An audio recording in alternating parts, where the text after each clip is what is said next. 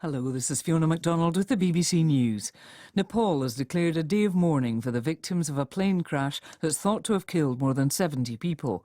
Search teams who have paused their work for the night have recovered almost all the bodies from those on board.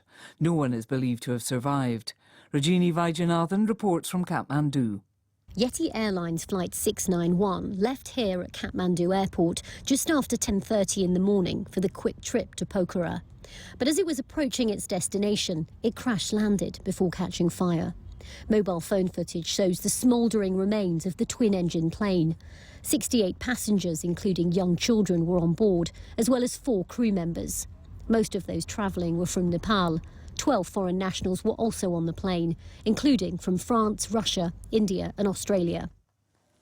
The NATO Secretary-General Jens Stoltenberg has promised that Ukraine will soon receive more heavy weaponry from Western countries. Members of the Ukraine Defence Contact Group, which coordinates military supplies, will hold a meeting in Germany next Friday.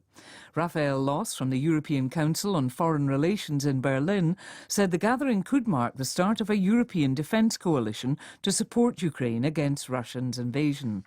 Poland's President Andrzej Duda has said that Poland would be willing to supply roughly a company of German-produced Leopard 2 battle tanks. And there's a discourse driven by Finnish parliamentarians. Voices from Denmark, Sweden and other European countries are chiming in here as well. And then we have the German political figures that are pushing the debate in Germany. If there is indeed a European coalition emerging, then I think German leadership would well be placed to bring together this coalition. Officials in northern Burkina Faso say suspected jihadists have abducted about 50 women. The abductions happened in Arbinda in the Sahel region on Thursday and Friday, but news has just emerged. Here's Will Ross. Residents in Arbinda town said the women were out gathering leaves and wild fruits because of a severe food shortage in the area. They said 40 of them were seized by Islamist militants on Thursday, and then on Friday 20 others were taken. A small number managed to escape. Arbinda has been hit hard by the jihadist insurgency. The roads in and out have been blocked by the jihadists. There's severe hunger and the humanitarian situation is desperate. Last month, protesters in Arbinda broke into warehouses to get food. The UN says 1.7 million people in Burkina Faso have been displaced as a result of the insurgency. The Israeli Prime Minister Benjamin Netanyahu has insisted his coalition government will forge ahead with plans to weaken the Supreme Court, despite mass street protests and criticism from legal officials.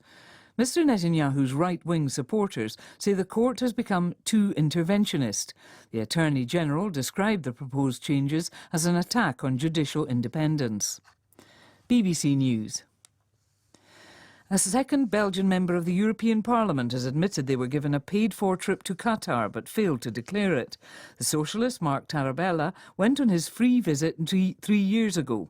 4 other people have been charged with taking money from Qatar to influence the Parliament's decision-making. More than 120 stretches of road in Peru remain blocked by protesters, despite a state of emergency in several regions, including the capital Lima. The unrest was triggered by the impeachment of President Pedro Castillo in December for alleged corruption. Our Americas editor Leonardo Rocha reports. Most of the blockades are in the south, a stronghold of Mr. Castillo. His supporters there, including indigenous groups and workers' unions, have been calling for snap elections and the release of the ousted left-wing leader, who was arrested for attempting to dissolve Congress. Demonstrators have damaged important infrastructure in the region, including airports and mining companies. President Dina Boluarte announced the emergency measures after 5 weeks of unrest, in which at least 42 people have been killed. An Egyptian building contractor has been sentenced to life in prison after revealing that he had not been paid for his work on secret villas built at public expense. Mohammed Ali made the allegations in a video recorded in his hideout in Spain in 2019. He said he had built a palace for President Abdel Fattah al-Sisi and 5 villas for colleagues of the president. The government did not deny the claims. The Zambian former footballer Enoch Mwepu is in hospital in his home country after falling unwell. Mwepu, who's 25, was forced to retire from the sport in October because of a hereditary heart condition. He'd been playing for the English Premier League side Brighton.